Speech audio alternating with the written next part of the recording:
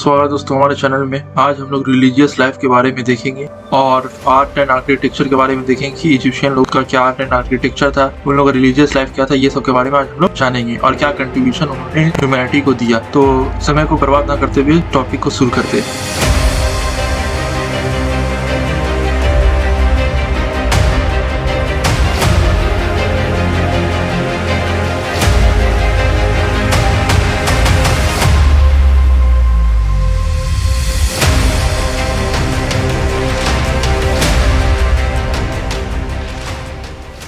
जितना भी शुरुआती दौर में आपका जाकर सिविलाइजेशन गुजरा है, हमेशा जिस तरीका से उन लोगों का इकोनॉमी का बैकबोन एग्रीकल्चर होता था, उसी तरीका से उन लोगों का सोसाइटी का जो बैकबोन होता था वो रिलीजियस होता। रिलीजियस एंशिएंट इजिप्ट में एक इंपॉर्टेंट रोल प्ले करता था। आज भी कहीं ना कहीं दुनिया में सबसे ज्यादा रिलीजियस लोग ज्यादा पाए जाते हैं और ज्यादातर लोग रिलीजियस से अपने आप को लिंक रखते हैं। तो उस दौर में जब साइंस एंड टेक्नोलॉजी नहीं था, तब तो उसमें ज्यादा लोग अपने आप को रिलीजियस से लिंक रखते थे, क्योंकि उनको कोई भी चीज का पीछे बैकग्राउंड पता नहीं था। तो आपका जाकर एंशिएंट इजिप्शियन लोग का जिंदगी में रिलीजियस एक बहुत इंपॉर्टेंट रोल प्ले करता था और जो रिलीजियस के हिसाब से उन लोग अपना काम किया करते थे। इन लोग का बहुत सारे देवी देवता हुआ करते थे। आपका जाकर उन लोग का ओरिजिन, उन लोग नेचर का भी पूजा करते थे। जो उन लोग का देवी देवता है, उनका सर जो होता था वो एनिमल का होता था और किसी कोई तो देवी देवता आपका जाकर इंसानी रूप में ही वो होते थे। और इजिप्शियन लोग ये मानते थे जो गॉड है, जितना भी गॉड्स है, उन लोग नेचर को इन्फ्लुएंस करते, मतलब गॉड्स का वजह से नेचर में उतार चढ़ाव, बारिश होता है, बारिश नहीं होना, जलजला आना, ये सब गॉड करते। जिस तरीका से बाकी भी रिलीजियस लोगों का मान्य था यही मान्य था आपका इजिप्शियन लोगों का भी था। तो कुछ गॉड्स है, उनका कुछ पोजीशन था, जिस तरीके से एमोन रे,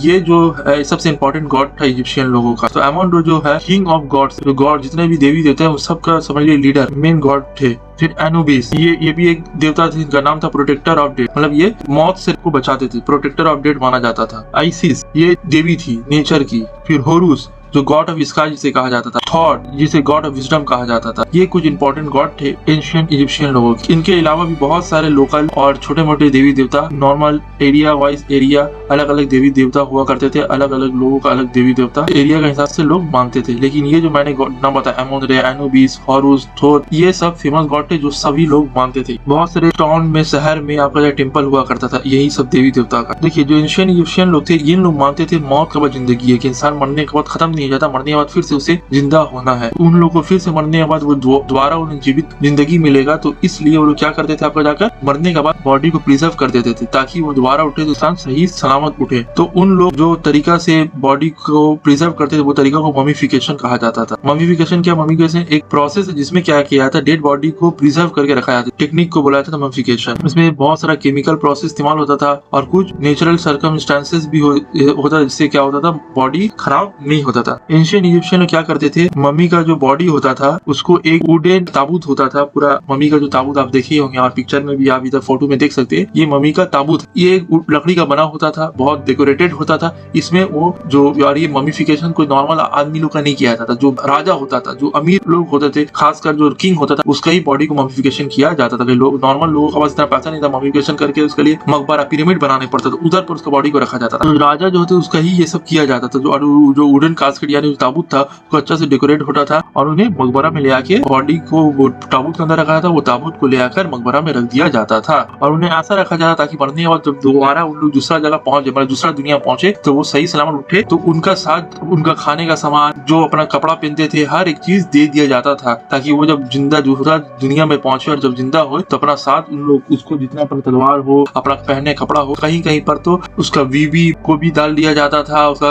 आपका जाकर जो दासी होती थी सबको डाल दिया जाता, जितना नौकर चाकर सब होता था डाल दिया जाता था और सबको क्या था, टूम में यानी कि पिरामिड में कैद कर दिया था और उन लोग मर जाते थे। इस तरीका से आपका जाकर कुछ कंडीशन था एंशिएंट इजिप्शियन सोसाइटी में। कपड़ा, बर्तन और हर वो सामान जो इंसान जो अपनी जिंदगी में इस्तेमाल किया था उसका साथ दफना दिया जाता था। फिर एक छोटा सा फिगर भी दफना दिया जिसे शवाब टिप्स कहा जाता था। ये बहुत इंपॉर्टेंट रोल प्ले करता था। जो ये क्या करता था, ये मदद करता था आपका जाकर जो मरा हुआ इंसान है दूसरा जिंदगी में, दूसरा दुनिया में उसको दोबारा जिंदा करने में ये मदद करता था। और इजिप्शियन बुक ऑफ डेड जो है ये बहुत सारे जो मकबरा है, जो टूम्ब है, जो पिरामिड है वहाँ से मिला है, बहुत सारा खबर से ये मिला है, जिसमें पूरा रिचुअल्स लिखा हुआ है, पूरा जादू टोना या फिर मतलब तंत्र मंत्र सब लिखा हुआ, किस तरीका से जो एक इंसान को, जो इंसान का जो रूह है वो एक दुनिया से दूसरा दुनिया में जाने का जो पूरा प्रोसेस है, क्यों ताकि वो इस दुनिया से दूसरा दुनिया में सही सलामत पहुंच जाए, उसका समझ लीजिए कि पूरा प्रोसेस दिया हुआ, क्या क्या मंत्र पढ़ा जाता है ताकि वो मंत्र अगर सही से जाप किया जाए तब वो जो इंसान, जो मरा हुआ इंसान है वो सही सलामत दूसरा दुनिया में पहुंच जा सकता था। और वो मंत्र में अगर मान ली गलती हो गई तो इंसान दूसरा दुनिया में पहुंच नहीं सकता था, इंसान का रूह या जो भी। और टूम जो था यानी कबर ही मकबरा, वो जो भी राजा हो या कोई अमीर इंसान, उसका मकबरा से पता चलता है वो कितना अमीर है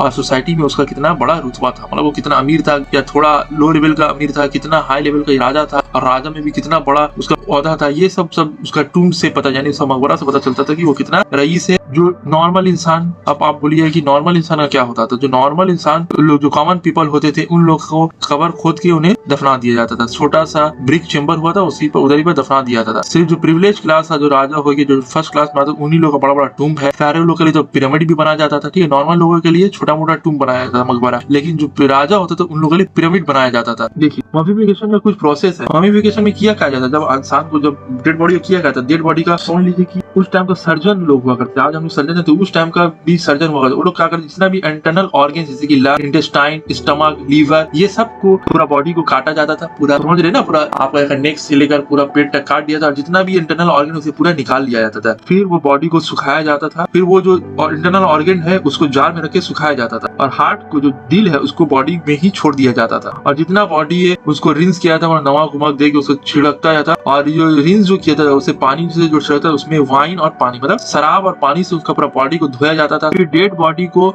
नमक में 70 दिन तक रख दिया जाता था। 70 दिन बाद वो बॉडी को क्या किया जाता था, एक लिनिन क्लोथ में पूरा रैप कर दिया जाता था। फिर उसके बाद वो बॉडी को रैप करने के बाद सर से लेकर पांव तक पूरा लिनिन कपड़ा से पूरा उसको लपेट दिया जाता था। फिर बैंडेज लाकर पूरा सर से पांव तक उसे पूरा मम्मी बना दिया था। देखिए पहले उसको कपड़ा, लिनिन कपड़ा से उसको लपेटा जैसे लग रहा है कि इंसान सोया हुआ है। फिर उसके बाद पूरा बैंडेज से पूरा बॉडी को पूरा सर से लेकर पांव तक पूरा पैक कर दिया और उसे कॉफिन में रखकर उसको पिरामिड में दफना दिया। देखिए घर कैसा था, एंशिएंट इजिप्शियन लोग का जो घर था वो मड ब्रिक्स से बना हुआ होता था। जो घर था उसका दीवार मोटा मोटा होता था और सबसे इम्पोर्टेंट चीज ये, पूरा जो शहर होता था, पूरा जो टाउन या सिटी होता था, सबसे पहले वो पूरा चारों तरफ से आपका जाकर फोर्टिफाई होता था, यानी कि कोई भी बाहरी कोई भी लोग आकर हमला न कर सके। पहले का जितना भी सिविलाइजेशन था तो उन लोग जो भी थोड़ा प्रॉस्पेरस थे, जिनको इकोनॉमिक कंडीशन सही था, वो लोग क्या करते थे, अपना जो शहर है उसे पूरा घेराव कर देते, मतलब पूरा ऊंचा ऊंचा दीवार से शहर को घेर देते ताकि कोई बाहर से अटैक नहीं कर सके। तो वो जो घर होता था वो उस लोगों का घर का दीवार बहुत मोटा मोटा, मतलब थिकनेस है दीवार का बहुत मोटा होता था। खिड़की होता था वो छोटा होता था और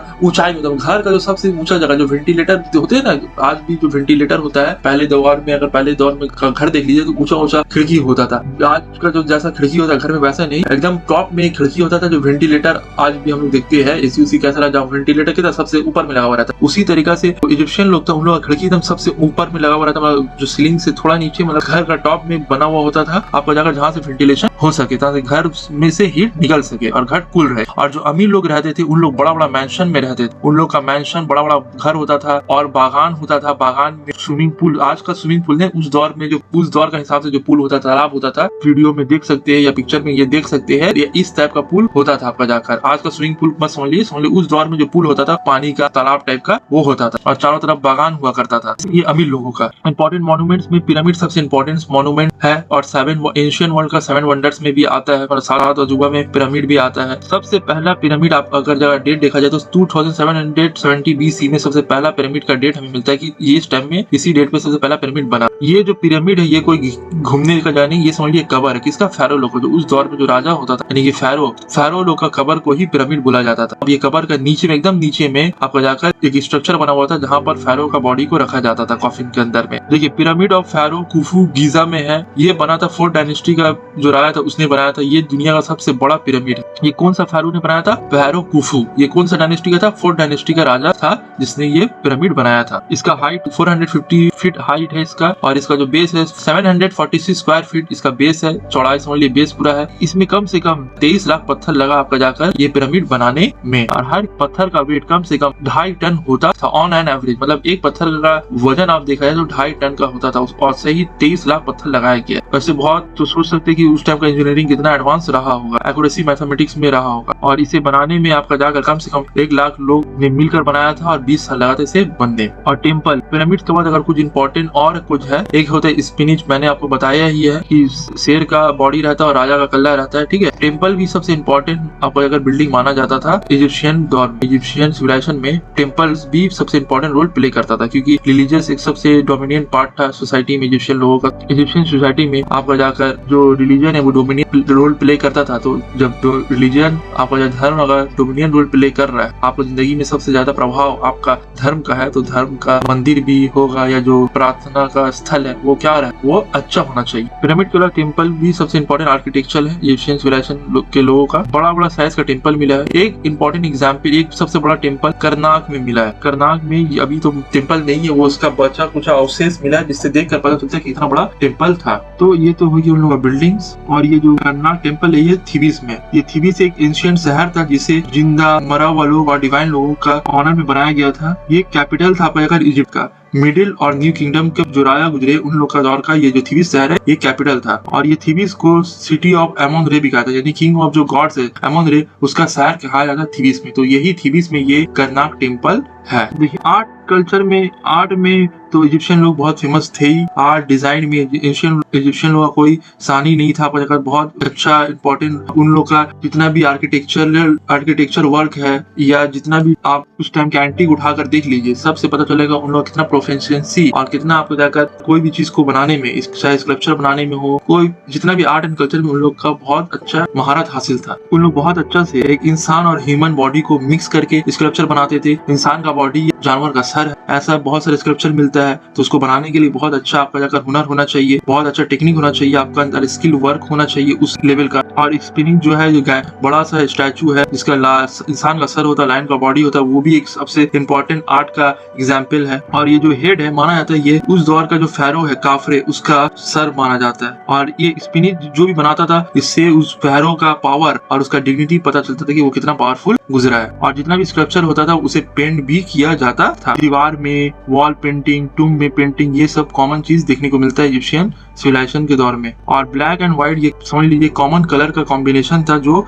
इजिप्शियन लोग इस्तेमाल करते थे। अब देख लेते हैं कि अचीवमेंट क्या क्या रहा, उन लोगों ने क्या दुनिया को दिया। मैथमेटिक्स में उन लोग बहुत एडवांस लेवल का थे, क्योंकि आपको पता ही है, मैंने बताया कि एक स्पिनिच बनाने में, आपका पिरामिड बनाने में कितना स्किल का जरूरत होता है। तो उसको मैथमेटिक एक्यूरेसी भी होना चाहिए, ज्योमेट्री का अच्छा नॉलेज होना चाहिए। तो उन लोगों का measurement, calculation, area, triangle, rectangle, hexagon, ये सब का उन लोग को अच्छा आइडिया। तो उन लोग को ये भी पता था किस तरीका से जो पिरामिड है उसका वॉल्यूम को निकालना, सिलेंडर का सरफेस एरिया, हेमिस्फीयर का सरफेस एरिया, मतलब की ज्योमेट्री और मेंसुरेशन को उन लोग का अच्छा खासा नॉलेज था, तभी उन लोग इतना बड़ा बड़ा मॉन्यूमेंट्स बनाए। साइंस एंड टेक्नोलॉजी में उन लोग भी बहुत ज्यादा मतलब कंट्रीब्यूशन किए हैं। ममीफिकेशन सबसे इंपॉर्टेंट, आर्ट एंड आर्किटेक्चर में, मैथमेटिक्स में उन लोग का इंपॉर्टेंट योगदान है कि उन लोग इतना बड़ा बड़ा स्कल्पचर बना रहे हैं। ये स्कल्पचर बनाए इसलिए कि उन लोग अच्छा मैथमेटिक्स का नॉलेज था, ज्योमेट्री का अच्छा नॉलेज था। इससे पता चलता है मैथमेटिक्स में अच्छा खासा उन लोग ग्रिप था। और साइंस एंड टेक्नोलॉजी में ममीफिकेशन एग्जाम्पल कि मम्मी का एक पूरा कायदा से आपका जाकर पूरा आपका बॉडी को सही तरीके से काटना, उसके अंदर से ऑर्गन को निकालना, ये कोई नॉर्मल इंसान का काम नहीं है। अच्छा स्किल चाहिए आपको वो काम करने के लिए, अच्छा नॉलेज होना चाहिए और अच्छा आपका जाकर कला होना चाहिए। आज भी बहुत ऐसा डॉक्टर है, डॉक्टर तो बन जाता है, लेकिन आपको जाकर सर्जरी करने में वो लोग एक्सपर्टीज हासिल नहीं होता है, हाथ कांपता है। तो सोचिए उस दौर में उतना साइंस एंड टेक्नोलॉजी डेवलप नहीं हुआ था, ना कोई इतना यूट्यूब था, ना कोई आपको जाकर इतना ट्रेनिंग देने वाला लोग थे, लेकिन फिर भी इतना आसानी से उन लोग इतना अच्छा से बॉडी से ऑर्गन निकाल लिया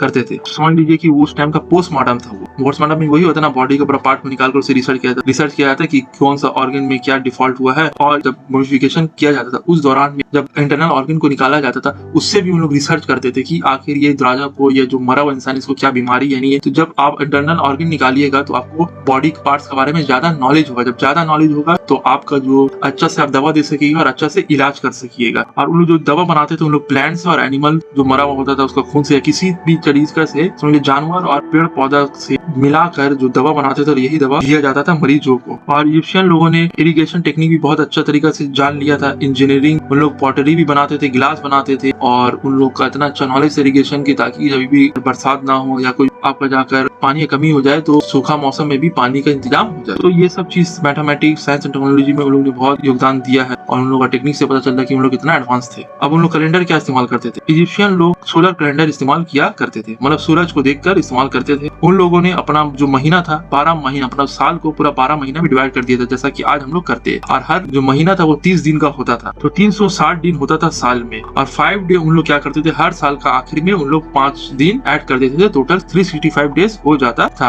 लेकिन ये जो कैलेंडर है इसमें 6 घंटा कम पड़ जाता है, क्योंकि आपको पता ही है सोलर ईयर जो होता है वो पूरा 365 दिन से ज्यादा का होता है। अभी हम लोग लीप ईयर एक साल ले लेते हैं, मतलब फरवरी में एक साल बढ़ा देते हैं हर 14 साल में। लेकिन उन लोगों को उस टाइम उतना नॉलेज नहीं था, तो इजिप्शियन लोगों का दौर में अगर आप जितना भी कैलकुलेशन करेंगे उसमें 6 घंटा समझिए कम मान के चलिएगा, क्योंकि उन लोग 6 घंटा को ऐड नहीं करते थे। तो इससे उन लोगों को भी पता चल गया कि हम लोग जो दिन को ऐड कर रहे हैं उसमें कोई ना कोई कैलेंडर में गलती है। लेकिन उन लोग ने कभी भी ये गलती को रेक्टिफाई नहीं किया, कि उन लोग को उतना पता नहीं था कि पूरा एग्जैक्ट 365 से भी ज्यादा दिन होता है। आज हम लोग को पूरा एग्जैक्ट 1 सेकेंड से भी कम का भी हम लोग को पूरा नॉलेज है कि पूरा एक साल में 365 दिन प्लस हाफ आवर कितना, जितना हमको पूरा एग्जैक्ट याद नहीं है, लेकिन पूरा 1 सेकेंड बाय सेकेंड हम लोग को याद है कि एक साल में इतना दिन, इतना घंटा और इतना सेकेंड होता है। तो एंशिएंट सिविलाइजेशन में इजिप्शियन सिविलाइजेशन जो रोल है, जो इम्पोर्टेंस है, वो बहुत ज्यादा महत्वपूर्ण है, जिससे हम लोग को बहुत ज्यादा उस दौर का एडवांसमेंट के बारे में पता चलता है और किस तरीके से उस दौर में साइंस एंड टेक्नोलॉजी था, इकोनॉमिकल कंडीशन था, ये सब भी पता चलता है। तो आज हम लोग ने जान लिया